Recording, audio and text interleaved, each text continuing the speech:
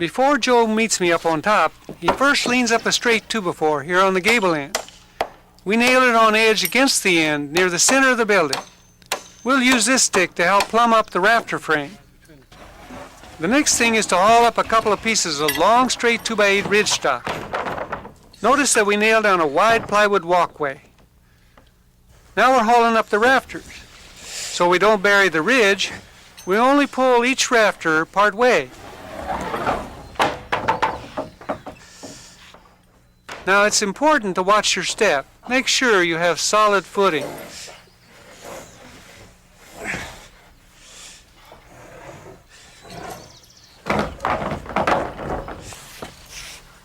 Now the roof can start taking shape.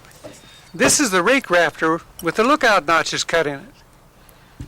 Joe toenails one end flush with the edge. Then I bring up the end of the second rake rafter and Joe nails it off.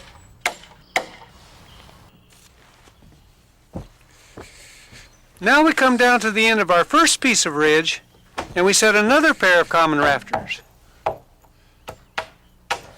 Joe nails his end to a ceiling joist and the same on the other side.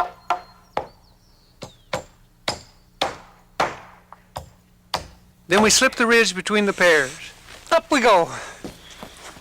Raise the ridge beam high. Now you'll notice that this rafter nails only halfway on the ridge. That leaves room for the next piece of ridge. We want to make real sure that this ridge is level before we nail in the rest of our rafters.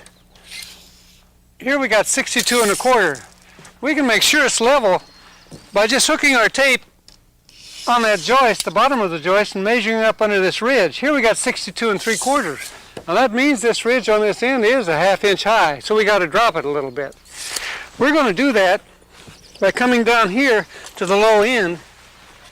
We'll just mark a 2x4 right there underneath that ridge and make a cut.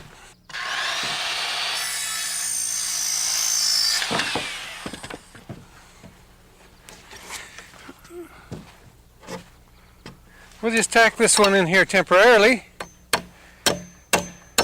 Now we can go down to the other end and drop that one. Here's another leg cut the same length as that one behind us. There's a 1/2 inch gap. We drop this ridge, it'll be level. Cut her loose, Joe. It only takes a slight adjustment to bring the ridge down to level, and then we can nail off this rafter. You'll notice it has no tail. That's because this is where the main roof joins the garage roof.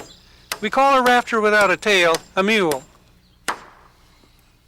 Then I nail off the ridge posts. These will also keep the ridge from sagging, so I like to put one every 10 feet or so. Well, the ridge is now level, so we want to make it plumb. To do that, we nail in a permanent sway brace.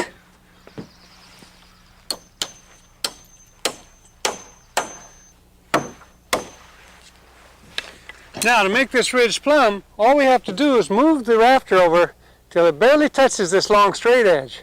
Just like that. Go ahead and nail it, Joe. Now, you can see we placed this sway brace so it doesn't fall on the rafter layout. Perfect. That's it. Good.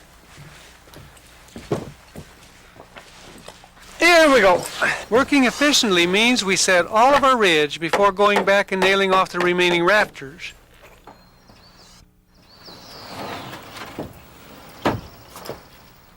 Well, all our ridge is set, the sun's out, and we're nailing off the common rafters. Joe picks up each rafter to make it easier for me to nail here at the ridge. Holding the rafter flush with the top of the ridge, I drive in 2/16. About every 10 feet, Joe drops down and nails off a rafter at the plate line to help hold the ridge straight. Later, we'll come back and finish blocking and nailing. When nailing the opposing rafters, no need to toenail. Angle the 16s through the ridge into the rafter.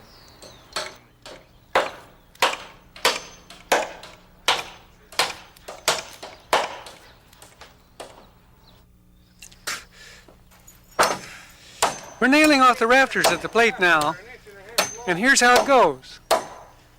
First, one of the blocks with the bevel on top is positioned. It's nailed off with 2/16. Then a toenail into the plate, and 3/16 into the joist where they lap.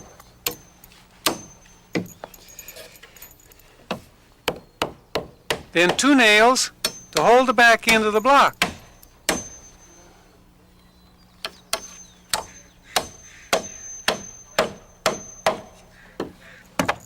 Here it is again.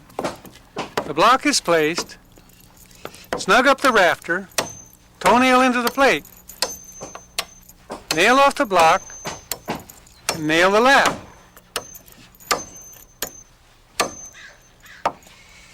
And turn around then and finish off the block.